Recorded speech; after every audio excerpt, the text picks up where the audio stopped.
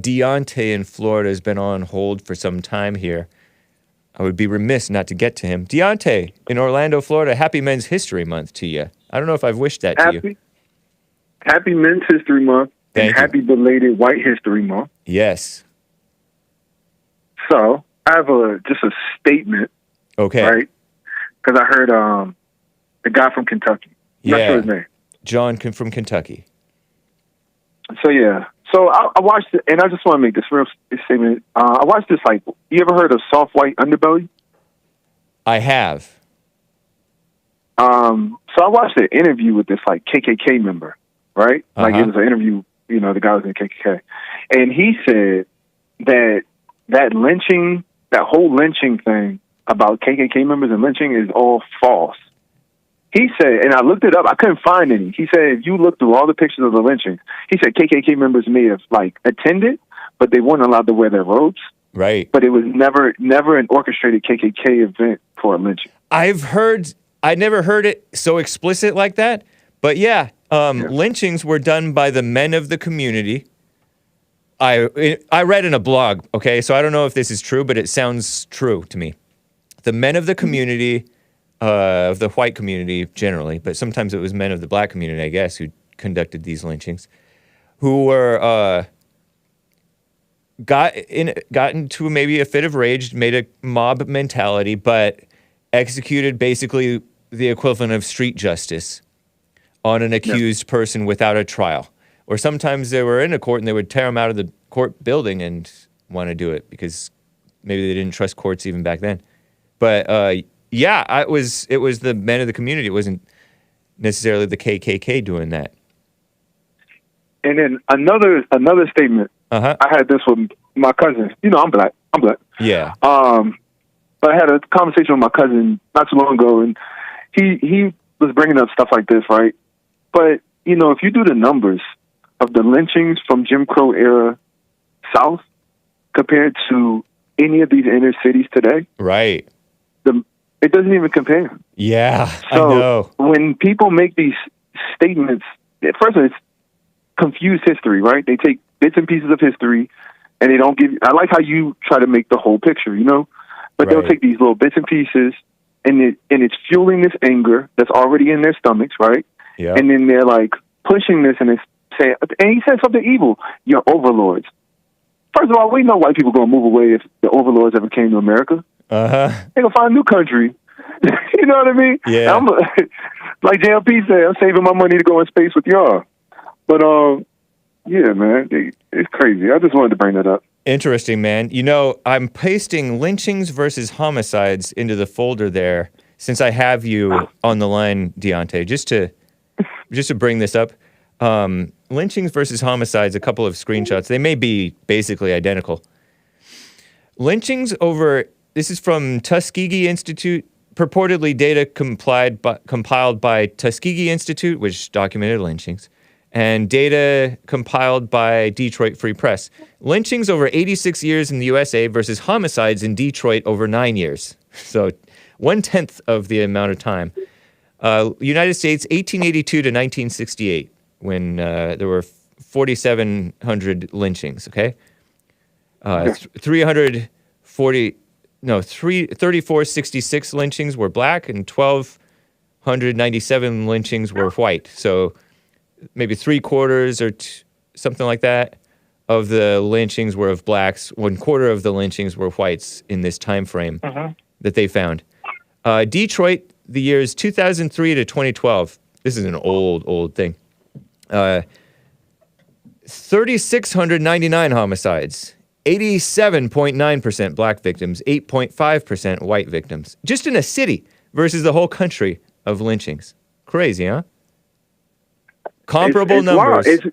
It's wild, huh? It's safer to be a black man in Jim Crow South than it is to be a black man in any of these inner cities today. Yeah. And but the crazy part is, they don't want to live in Africa.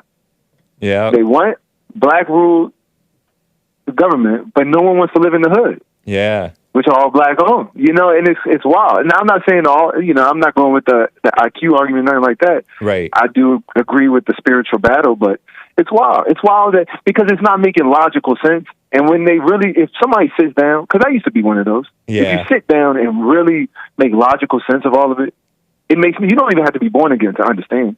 Before I was born again, I understood. I started to notice, like, whoa, this doesn't make sense. Yeah, it's hard to swallow. It sucks because when you have like this, you build this foundation for your life, and then you find out that everything that they told you was a lie. Yeah. It sucks. It's an ego death before you even start working on your own ego. True. It's like you just figure out everything's a lie. Yeah. It was, I was exposed to that right around the time that I was going to become producer of the Jesse Lee Peterson show, the lynchings versus homicides thing, lynchings nationwide versus homicides in a city. And it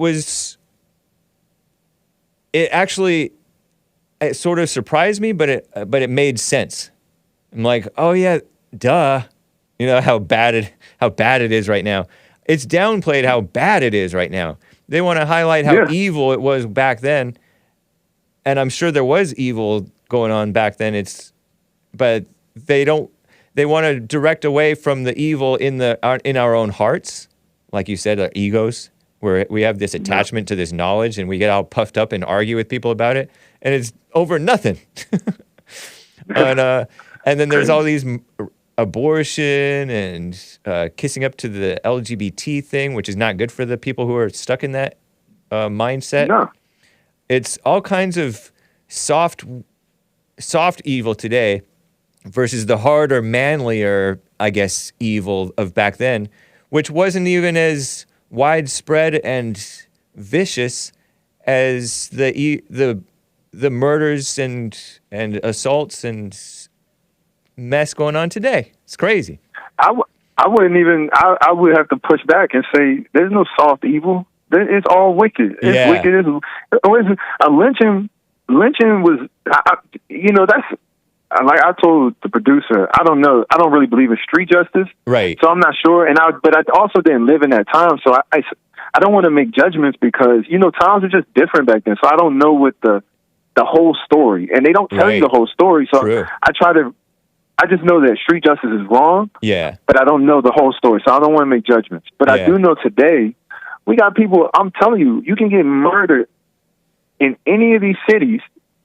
I mean, they have mass shooters and stuff, like the kind of that's like on the TV kind of portrays, but every day somebody in one of these cities is getting shot and killed. It's normal. Right. And that's not soft evil. That is wicked. Like, it's as wicked as all. But some of these people that are calling you are making bigger deals of what happened yesterday than what's happening today. Right. And how as me, right? I'm just a party just watching, and I'm listening, trying to understand both sides of the argument. Yeah. So if you're calling in to make an argument about the past, who cares about? You think the kids in Chicago care about the past? Right. They worried about what's going on right now. It's all an illusion and a distraction from what's going on today. So why call and be like, this happened in slavery?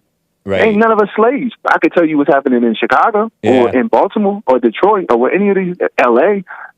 Let's talk about what's going on now. And they're trying to make the whole nation like this. And that's the worst part. Like he said, it's going to be your overlords. They want to make the whole nation like this. I get her. By soft evil, I mean the notion of respect. John from Kentucky, the caller that you're talking about, accused me of disrespecting his ancestors or the ancestors of the blacks who, some of them were lynched, right? I think you're showing love to everybody. Yeah, I'm trying. That's my motive, but that's a mama soft evil notion of respect. You know how blacks will overreact? You're disrespecting me. And a lot of people will, JLP asked the question in church, can you ever be disrespected? That's an ego. Yeah, that's an ego that's feeling the disrespect. These dead people whom I'm allegedly disrespecting, they don't know or care. If I'm disrespecting, I'm suffering for it. He pointed out, you reap what you sow, right? And he's right about that. You do reap what you sow. So he doesn't need to be irritated at my disrespect, my alleged disrespect. So That's what I mean by But mama evil. This mama spirit. Oh, let's kiss up to the gays. Let's let. Well, the abortion is open evil, but by soft evil I mean mama spirit, spoiling, catering to egos evil. That's what I mean by soft evil. It's no less evil. It's subtle. It's to me, it's all evil. Yeah. And I think it's wicked. Yep. And I think that when somebody calls and says stuff like that, it's just wicked. And I'm not judging them, you know. Right. I used to have a very similar mindset. Yep. You know, so I can't, you know, Malcolm X said, don't judge somebody for what they don't know now, because at one point you didn't know. And there was a point that I didn't know. So I appreciate you, but what they're trying to do to you, and pretty much everybody that speaks up, is they just want you to shut up. So they're gonna say you disrespecting him, but really he doesn't want you to put the truth out there, because one, it's gonna break his foundation of what he thinks about himself, and it's gonna in turn shorten. So if he has a group of people and they all believe the same, say out of 10 people, one of them wakes up, that makes his group smaller, and it's gonna hurt his ego, because he has this. He's not an individual. He's a Hebrew, whatever them things called. Right. He one of them. So his whole identity is based off of their identity. Yeah. So if you diminish his identity, that means you are destroying him, that demon inside of him. It's not him, but that demon inside of him, you're destroying the identity. But he's coming closer to the truth with it every time he hits. He might be upset, but every time he's upset, he's really coming closer to the truth. So I appreciate you, man. That's why I was calling in, just to thank you for what you do. Nice, man. It's really brave. I appreciate the call, Diante. Great points there. All righty, buddy. You have a great day. You too. Take care.